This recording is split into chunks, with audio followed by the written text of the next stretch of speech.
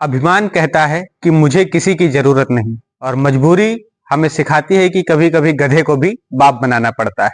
ऐसे ही एक लड़का था और उसको उसके मालिक ने काम से निकाल दिया। जब वो लड़का अपने गांव की तरफ जा रहा होता है तो पीछे से कोई उसे आवाज देता है कि अरे भाई सुनो। तो लड़का पीछे मुड़ के देखता है तो सामने एक बुजुर्ग खड़े थे और उसके पास 3 पोटली थी। तो वो उससे कहते हैं कि अगर आप हमारी पोटली उठा के उस सामने वाले गांव तक पहुंचा देंगे तो हम आपको बदले में 3 सोने के सिक्के दे देंगे। तो लड़का मान गया कि अरे वाह, अभी अभी हमें नौकरी से निकाला गया है और काम तो खुद चल के हमारे पास आ गया।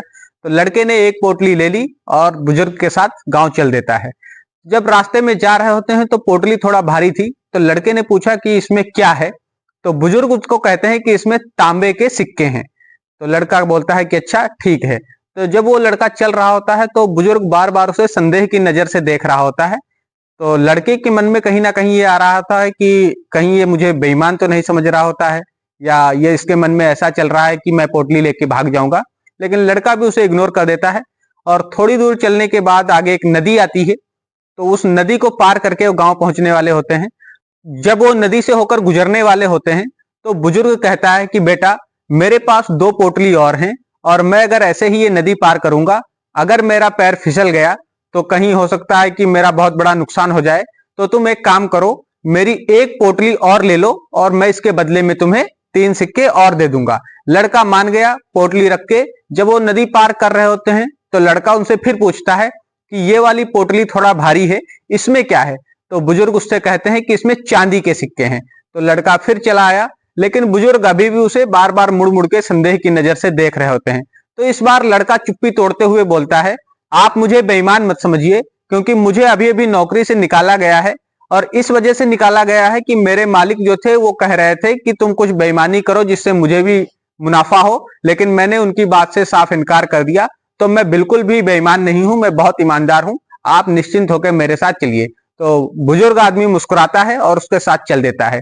जब वो लोग नदी के पार पहुंच जाते हैं तो गांव थोड़ी ही दूरी था, बस बीच में एक छोटा सा पहाड़ था। तो जब वो पहाड़ चढ़ने की बारी आती है तो बुजुर्ग कहते हैं कि बेटा, मेरे लिए ये पहाड़ चढ़ना बहुत मुश्किल होगा, तुम एक काम करो, जो मेरे पास एक आखिरी पोटली बची है वो भी तुम उठा लो और बदले में तुम्हें 3 सिक्के और दे दूंगा।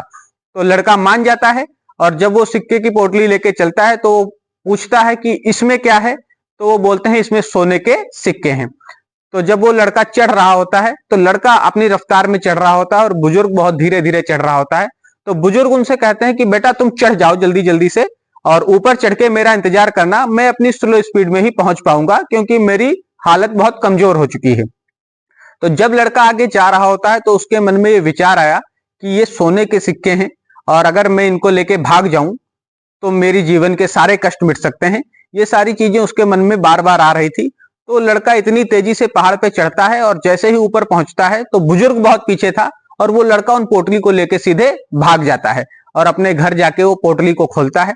तो छोटी वाली पोटली खोलता है तो उसमें पत्थर निकलते हैं और जैसे ही उसने दूसरी पोटली खोली तो उसमें थोड़ा उससे ज्यादा बड़े पत्थर निकलते हैं और उसने जब तीसरी पोटली खोली तो उसमें उससे भी ज्यादा पत्थर निकलते हैं। उस लड़के को बहुत गुस्सा आया कि उसने मुझसे झूठ बोला, लेकिन उनके साथ पत्थरों के साथ साथ उसमें एक पर्ची निकलती है और उसमें लिखा था कि बेटा, मैं इस नगर का राजा हूं और मेरे कोई संतान नहीं थी, तो मुझे इस नगर का उत्तराधिकारी चुनना है, एक राजा चुनना था। तो मुझे लगा कि अगर तुम ईमानदार हो तो मैं तुम्हें राजा बना दूंगा।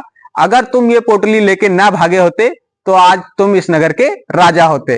तो हम जीवन में इतने सारे अच्छे काम करते हैं, बहुत सारी अच्छाइयां करते हैं, लेकिन एक छोटी सी गलती कभी कभी हमारे जीवन पे इतनी ज्यादा भारी पड़ जाती है कि हमारे सारे अच्छे कर्म उसके आगे फेल हो जाते हैं और जो कुछ हम चाह रहे होते हैं उससे बहुत दूर चले जाते हैं।